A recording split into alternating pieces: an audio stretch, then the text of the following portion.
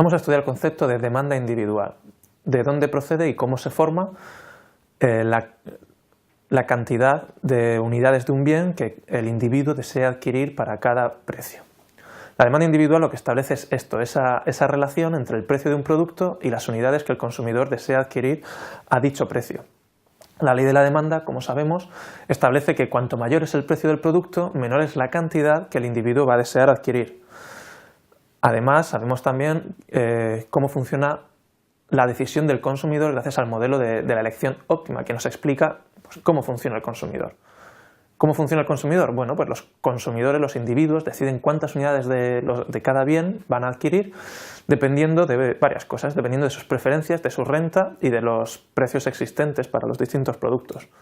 Por tanto, a partir del modelo de la elección óptima, podemos establecer una relación entre las unidades que desea adquirir el consumidor y el precio del producto, ya que la decisión del consumidor va a depender de preferencias, renta y precios de los productos. A partir de aquí podemos conocer la relación que hay entre los precios de los productos y las unidades de los bienes que se desean adquirir. ¿Cómo vamos a construir la demanda individual? Bueno, pues vamos a partir del modelo de decisión del consumidor. Y vamos a ver, nos vamos a centrar en dos bienes, el bien 1 y el bien 2, pues vamos a estudiar cómo es la demanda del bien 1, cómo la cantidad que demanda el individuo del bien 1 depende del precio. Partimos de un modelo de elección del consumidor en el que tenemos una restricción presupuestaria que parte de la renta M y de los precios P1 y P2 y unas curvas de indiferencia. ¿Cuál será el óptimo del consumidor? Bueno, pues el óptimo del consumidor será la cesta formada por los bienes 1 y 2 en las cantidades X1 y X2, donde la curva de indiferencia sea tangente a la restricción presupuestaria. Partimos de esa situación inicial para unos precios determinados, pues tenemos una cesta óptima del consumidor. Y ahora lo que vamos a estudiar es cómo se va modificando la cantidad demandada de bien 1, la cantidad que el consumidor quiere adquirir del bien 1, conforme vamos variando los precios. Lo que vamos a estudiar van a ser cómo afectan bajadas del precio. Partimos de un precio alto, P1, y vamos a analizar cómo sucesivas bajadas de precio a P1', P1'2' y P1'3' van afectando a cuántas unidades quiere adquirir el consumidor del bien 1. Bueno, si pasamos a un precio más bajo, P1', pues como sabemos la restricción presupuestaria se desplaza de la forma que veis indicada en el gráfico, cambia la pendiente, cambia el punto de corte con el eje en el eje X y tenemos un nuevo óptimo del consumidor. ¿Dónde? Pues donde la curva de indiferencia sea tangente a la restricción presupuestaria, en este caso en el punto X1', X2'. ¿Qué hemos visto? Pues vemos que en la elección óptima del consumidor, al bajar el precio al disminuir el precio de P1 a P1', el consumidor pasa a adquirir una mayor cantidad de bien 1, de X1, que lo tenéis en rojo, a X1', que está en azul. Como vemos, baja el precio del bien 1 y aumenta la cantidad que demandamos de dicho bien. Si seguimos disminuyendo el precio del bien 1, pasamos a otro precio más bajo, P1', pues pasamos a otra cesta de consumo óptima, la que tenéis indicada en verde con X2', X1', donde como veis a un precio más bajo de P1 le corresponde una mayor cantidad de X1. Si pasamos a un precio todavía más bajo, pues como vemos la cantidad que se demanda del bien 1 sigue siendo cada vez mayor. ¿Por qué ocurre esto? ¿Por qué los individuos van adquiriendo cada vez más unidades del bien conforme disminuye el precio? Bueno, pues aquí tenemos dos efectos. Por un lado tenemos que va cambiando la pendiente de la restricción presupuestaria. Si va cambiando la pendiente de la restricción presupuestaria, lo que va cambiando es el precio relativo de los productos. Es decir, cuántas unidades de bien 2 equivalen a una unidad de bien 1.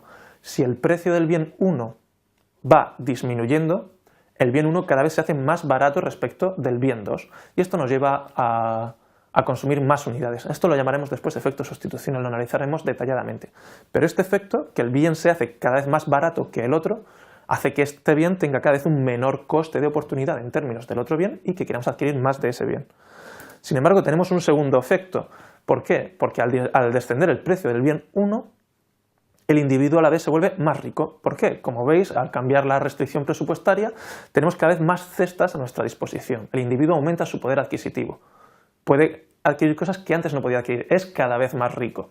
Bueno, pues dependiendo de si el bien es inferior o normal, tendremos dos efectos distintos debido a esto. El ser más rico en un bien normal me llevará a adquirir más unidades. El ser más rico en un bien inferior me llevará a adquirir menos unidades. Esto lo vamos a llamar efecto renta y lo analizaremos también más tarde.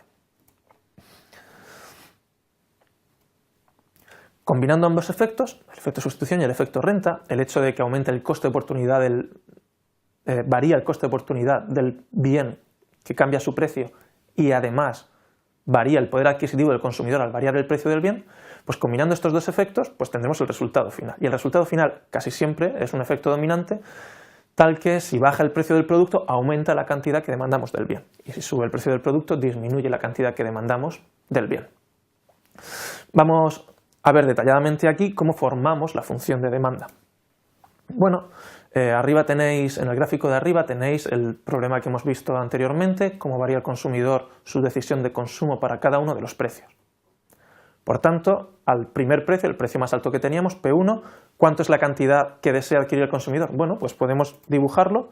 En el gráfico de abajo vamos a poner cantidad, en el gráfico de arriba vamos a poner cada uno de los... En el eje de la Y vamos a poner los precios, en el eje de las X vamos a poner la cantidad y al precio P1 la cantidad que demanda el individuo pues es la que hemos visto antes en la cesta óptima del consumidor para esa cantidad. Y vamos a ver ahora cómo varía la cantidad que demanda el individuo para esos precios que hemos dicho que iban a ser cada vez más bajos. P1' es más bajo que P1, P1'2' más bajo que P1', así sucesivamente. ¿Cuáles son las unidades que el individuo adquiere para cada uno de esos precios? Pues a P1', como vemos en la decisión óptima de arriba, pues el individuo decide elegir la cantidad X1', que la tenéis en azul.